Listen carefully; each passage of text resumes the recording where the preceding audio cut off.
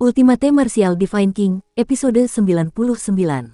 Untuk melihat video selengkapnya, sahabat bisa kunjungi playlist yang telah Sabta Novel sediakan.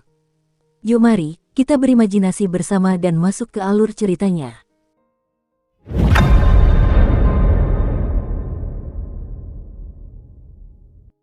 Murid Iblis Bintang 2, Terobosan. Aura yang bergejolak dan kuat menyebar dari tubuh Chu Hen. Cahaya ungu iblis itu seperti lingkaran riak di permukaan air, menyebar ke sekitarnya.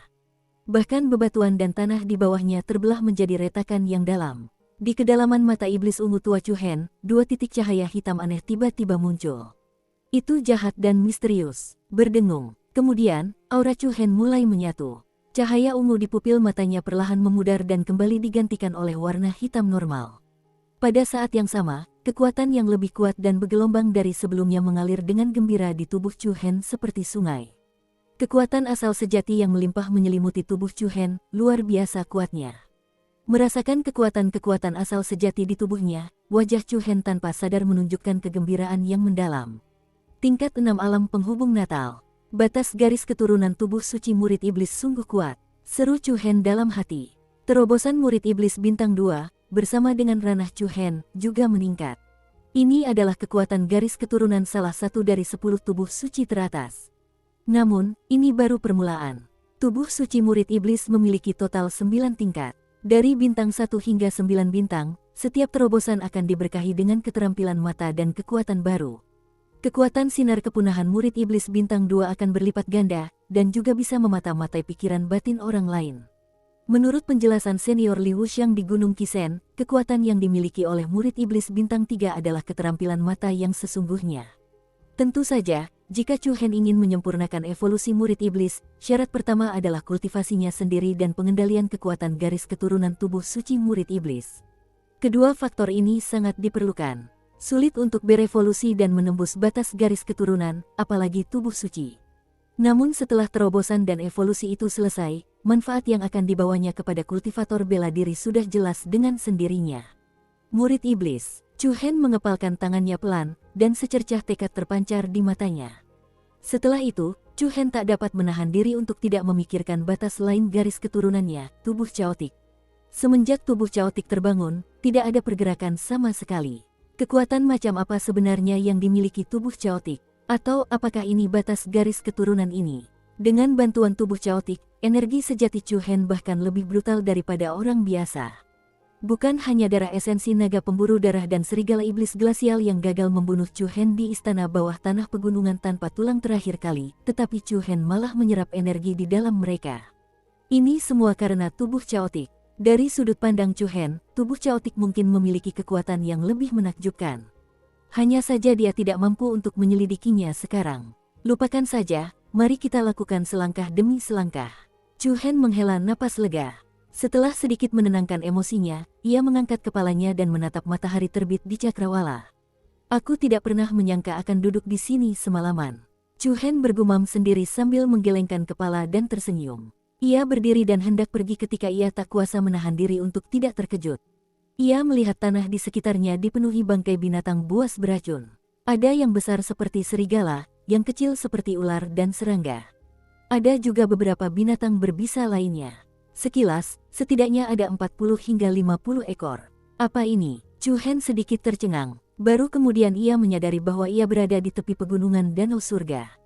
Bahkan area terluarnya pun penuh bahaya. Melihat potongan-potongan tubuh mayat yang rapi dan daun-daun willow yang berserakan, Chu Hen tak dapat berhenti memikirkan seorang wanita cantik dengan rambut ungu panjang.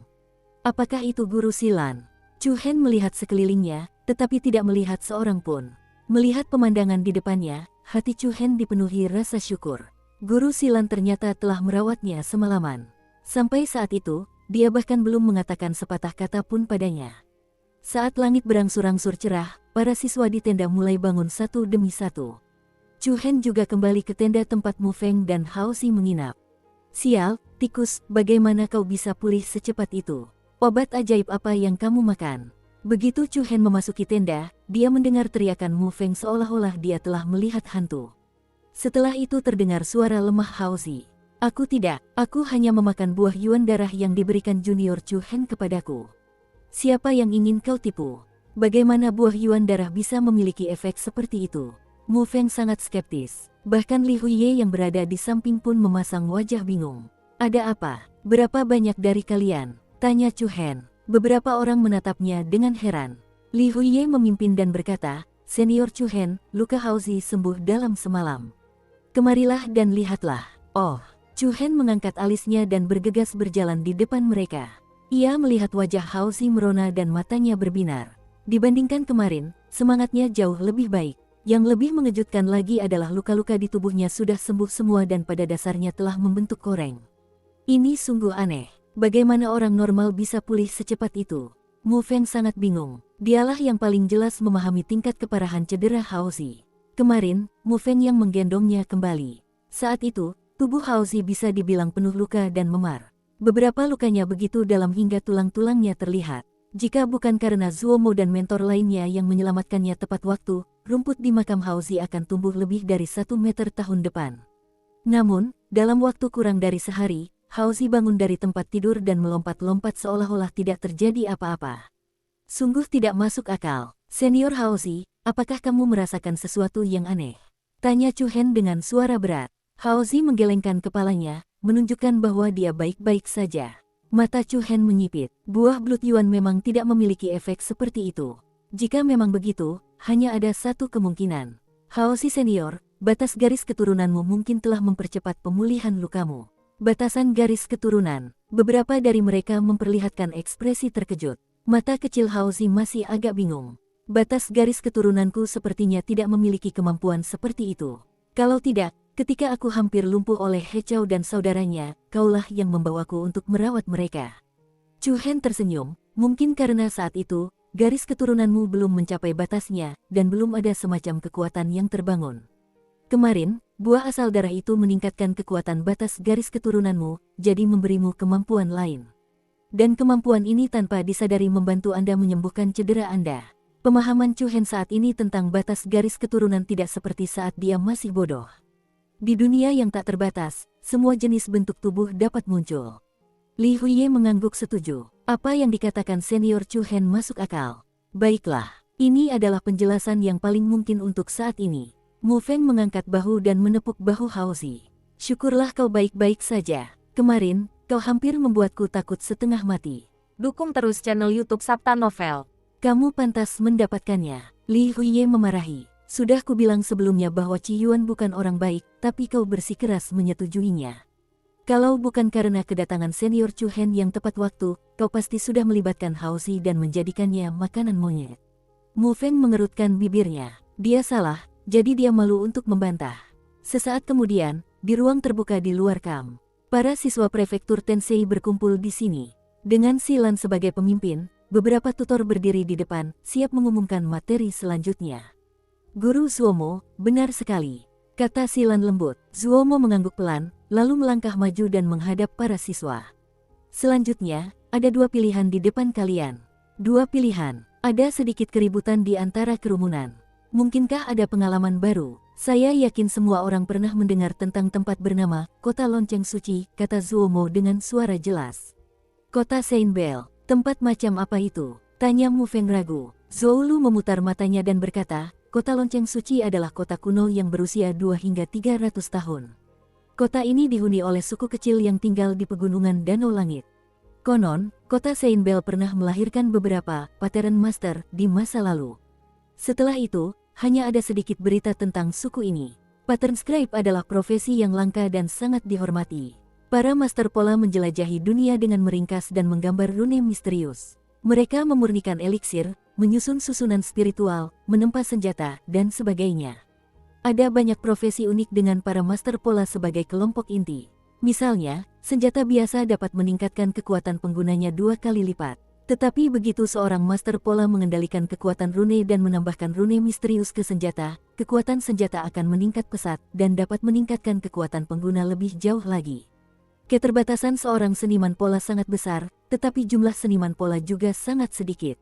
Jadi ketika mereka mendengar Zhou mengatakan bahwa kota Lonceng Suci menghasilkan beberapa master pola, Chu Hen, Mu Feng, dan yang lainnya tidak dapat menahan rasa terkejut. Instruktur Zuomo, apakah kita akan ke Saint Bell City selanjutnya? Seorang siswa tak kuasa menahan diri untuk bertanya. Beberapa hari ini sungguh melelahkan. Instruktur Zuomo, bisakah kita tidak pergi? Keluh siswa lain. Melihat ekspresi lelah banyak orang, ekspresi Zuomo tetap sama. Ia menjawab dengan lemah, ini pilihanmu selanjutnya. Kau bisa pergi ke Saint Bell City atau kembali ke akademi dulu.